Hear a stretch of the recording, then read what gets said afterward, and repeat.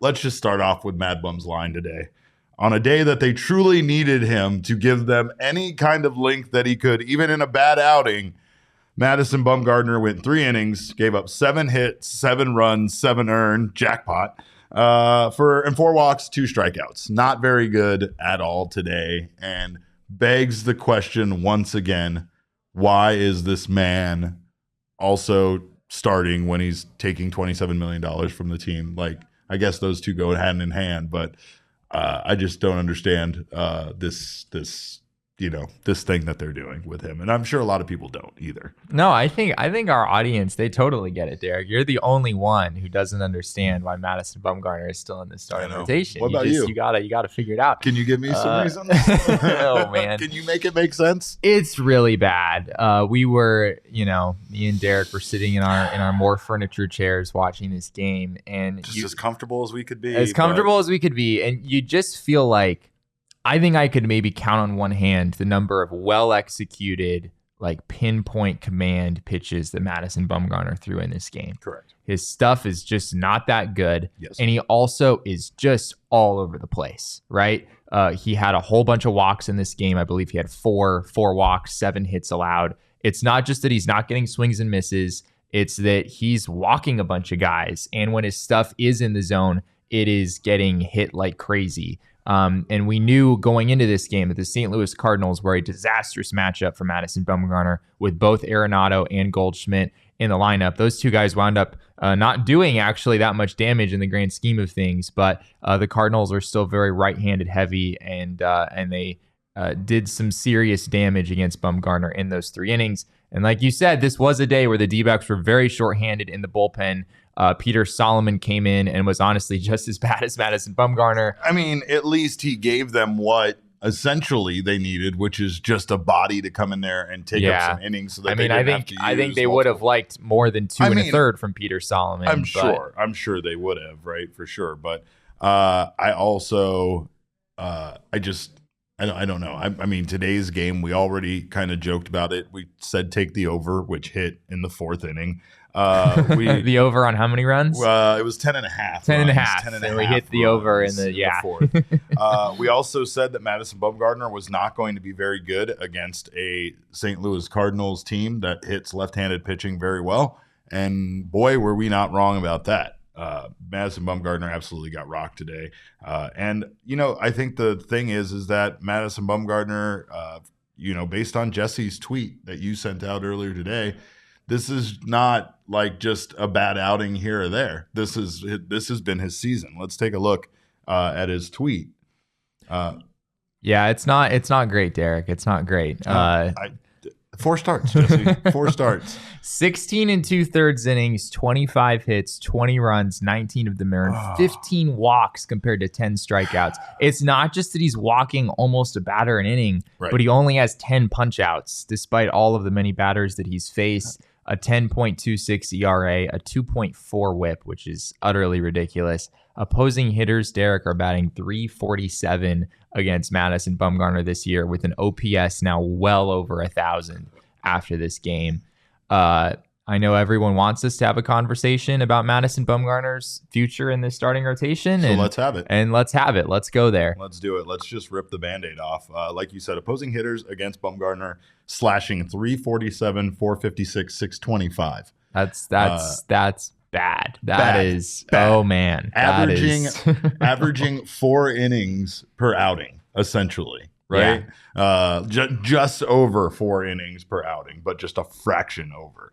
And I mean, the big thing here is that the Diamondbacks aren't necessarily in need of Madison Bumgarner being in the starting rotation with the talent that they currently have. No. We don't need to go over the names again, but we will anyway. Tommy Henry has been a very good pitcher in minor leagues and at times has been able to fill in for this team.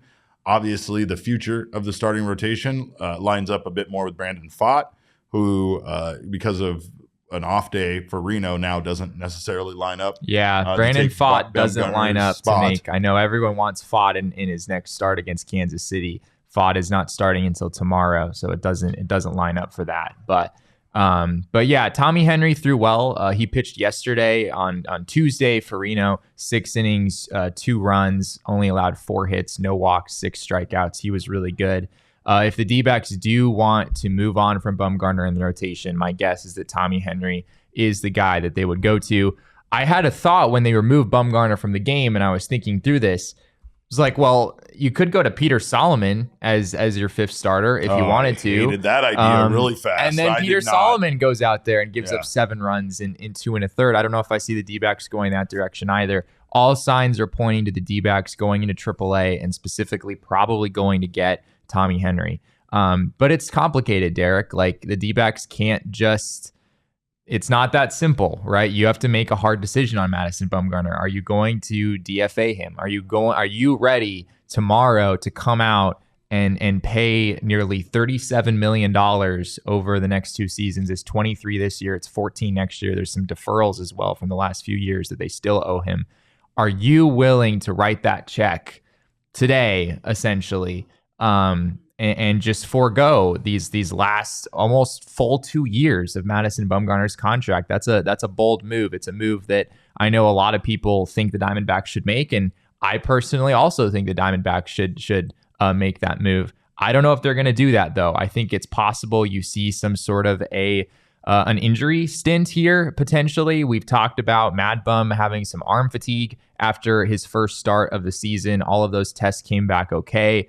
He made some cryptic comments between his previous 2 starts about how, he had an extra couple of days rest, but it wasn't your normal extra couple of days rest. And there was a lot going on between those 2 starts. We never really got much clarity on what Bumgarner was talking about there, but you wonder if maybe there's an underlying injury here that the Diamondbacks could use to get Bumgarner on the injured list and, try to work with him, send him out on a rehab assignment, try to get him back to being at least a serviceable major league starter, which frankly he is not right now. Madison Bumgarner is under contract with this team for the rest of this season and for 2024. He is owed $23 million for this season, $14 million for next. His contract was inward structured, like to kind of allow them to get some of that early money off the books as far as Yasmani Tomas's contract and some other deals that they needed essentially to expire. And now Tomas's contract has essentially been replaced by Bumgarner's contract. Correct. And now serving that same role. Now, and like Jesse said, there's deferred money too, right? So I think a couple of people said it, and I know Marcus, Albert, I agree with you. I'm just going to say that. Really, at times, you can't really compound a mistake by the fact that you're overpaying someone by also having them lose games for you. You're going to pay the money regardless. So why also do it for him to lose games for you? I feel like they've given him every opportunity. I feel they've given him great coaching. They haven't just given him every opportunity, Derek. They handed him a rotation spot. Right. Like regardless of his performance, he was going to be part of the starting rotation. How Madison Bumgarner pitched in spring training. Mike Hazen came out at the very beginning of spring training and said that Madison Bumgarner is going to be in our starting rotation. And on some level, you understand that, right? He's a veteran. He is a legendary pitcher. We know he's been working hard. We don't want to take a shot at his personal character or anything like that in this situation. But the Diamondbacks handed him this rotation spot regardless of how he was pitching. I remember one moment during spring training where Torey Lovullo was asked, how is Mad Bum throwing the ball? Like, what are you seeing from him? He was doing a lot of work on the backfields at that time. And I will never forget this, Derek. Torey paused for a while, for an uncomfortable amount of time. It was a sigh. And there was a bit of a sigh, and he came out and he said, he's been throwing the ball okay. And then he kind of went on and said his normal Torey thing about how he's working hard and, the different things that he was working on. You could tell the D-backs behind the scenes were not all that enthralled with what they were seeing from Bumgarner. And at this point, it has just become so abundantly clear that Bumgarner is not a major league caliber starter right now. And it's not to say that he couldn't get there again, that, if they're able to work on some things with him, that he couldn't figure it out. If there's some fatigue happening, if whatever's going on, those things could maybe get ironed out. But right now, the Diamondbacks every 5th day are throwing out a starting pitcher who is vastly inferior to the other 4 starters in this rotation and also vastly inferior to 2 starters waiting in AAA, right? At least we think, right? Tommy Henry and Brandon Pfaadt, they're young guys. They're guys that you at least want to see what they can do in the big leagues, even if it takes them some time to adjust. So I don't personally see I don't think this is that complicated for the D-backs. I just don't know how you can put Madison Bumgarner out there again and expect him to help you win games. Rob says, you guys keep saying he's working hard, but has he made any changes to his approach, his repertoire? He's attempted some, right? Yeah, we did see some differences today. Bumgarner threw a whole bunch of 4-seamers today. He didn't rely nearly as much on his cutter as he normally does. His primary pitch, he also threw a good number of curveballs in this game. We saw him experimenting with the changeup quite a bit early in the season, which didn't go so well for him. I do think he's making some changes, but the changes just aren't working. The reality is his curveball is just not that good of a pitch, and his changeup has never been that good of a pitch. And the stuff is just not high quality enough, no matter how you tease out which pitches you're throwing and which counts and what goes to lefties, what goes to righties. There's only so many adjustments you can make when your stuff just isn't that good. So back to his contract, by the way, $37 million, $15 million deferred over the next 3 years after his contract is up. So that brings the total to $52 million. So that's a lot of money, right? But like Jesse said, it really feels like a no-brainer, especially considering the position that this team is in. If this team was in the position that the Colorado Rockies currently are in, then I would honestly say, what does it matter, right? There would be an element of we need Bumgarner to be better, and we don't have some great option waiting in AAA. So just ride it out and see if you can get him to make some adjustments. Right. But that's just not where the D-backs are. The D-backs have one of the best pitching prospects in baseball in AAA, who's 24 and a half years old, and Tommy Henry, who also has shown signs of promise at times. It's so cute when you call him 24 and a half. That's adorable. Yeah, that is. Yeah, we stopped doing I recognize that that's at 9, I think, Jesse. I think that's the limit for that. But we're not the only ones that think that this might be the end of the line for Madison Bumgarner. Our friend over at 98.7 FM, John Gambadoro, also says, I will say this now, that there's a 0 chance he makes his next scheduled start. Phantom injury or something. The Diamondbacks have a chance this year, a real chance, and you can't give games away like this. They have 4 runs in 4 innings, but are down 7-4 because he can't pitch anymore.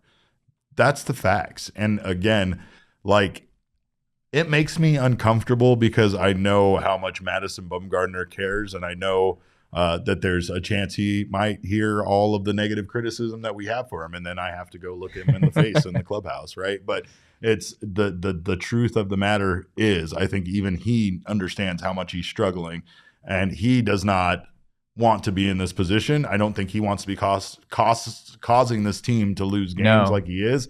And I mean, of course, he wants to be doing better, but he'll probably be the first person to tell you that he's pitching like dog shit right now. And I wouldn't be surprised if he used that exact vernacular in order to say it. But so we have a tweet from Teo Mackey, who is out in St. Louis. Torey Lovullo did not commit to Madison Bumgarner making his next start. Lovullo said, "We got to talk it over." Wow. Those were his exact words. That's the first time we've ever heard that as a response. After his last start, Torey basically said, "This is business as usual. We're not talking about Mad Bum's rotation spot." They refused to relent. As far as they were concerned, it's a no-brainer, right? And when you're talking about $52 million still owed to the man, yeah, that probably is a no-brainer for you financially. That's a tough pill to swallow. Right.